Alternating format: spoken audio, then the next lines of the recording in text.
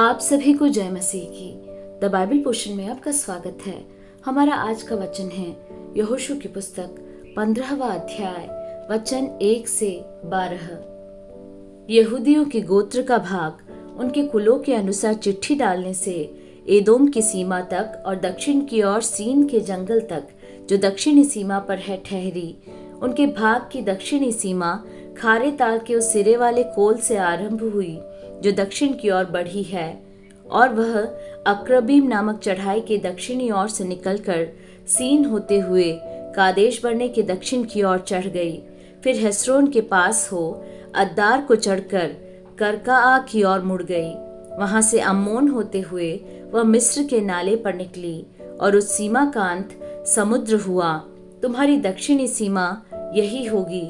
फिर पूर्वी सीमा यर्दन के मुहाने तक खारा ताल ही ठहरी, और उत्तर दिशा की सीमा यर्दन के मुहाने के पास के ताल के कोल से आरंभ करके बेथोगला को चढ़ते हुए बेतराबा के उत्तर की ओर होकर रूबेनी बोहन नामक पत्थर तक चढ़ गई, और वही सीमा आकोर नामक तराई से दबीर की ओर चढ़ गई और उत्तर होते हुए गिलगाल की ओर झुकी जो तराई के दक्षिणी ओर की अदुम्मीम की चढ़ाई के सामने है।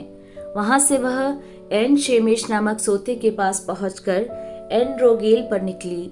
फिर वही सीमा हिन्नोम के पुत्र के तराई से होकर यबूस जो यरूशलेम कहलाता है के दक्षिण की ओर से चढ़ते हुए उस पहाड़ की चोटी पर पहुंची जो पश्चिम की ओर हिन्नोम की तराई के सामने और अपाइम की तराई के उत्तर वाले सिरे पर है। फिर वही सीमा उस पहाड़ की चोटी से नेप्तोह नामक सोते को चली गई और एप्रोन पहाड़ के नगरों पर निकली। फिर वहां से बाला को जो किरियत यारीम भी कहलाता है पहुंची। फिर वह बाला से पश्चिम की ओर मुड़कर सेईर पहाड़ तक पहुंची, और यारीम पहाड़ जो कसालोन भी कहलाता है उसकी उत्तरी ओर से होकर बेत शेमेश को उतर गई और वहां से तिम्ना पर निकली। वहां से वह सीमा एक्रोन के उत्तरी ओर के पास होते हुए शिकरोन गई और बाला पहाड़ होकर यब्नेल पर निकली, और उस सीमा का अंत समुद्र का तट हुआ और पश्चिम की सीमा महासमुद्र का तट ठहरी। यहूदियों को जो भाग उनके कुलों के अनुसार मिला उसके चारों ओर की सीमा यही हुई।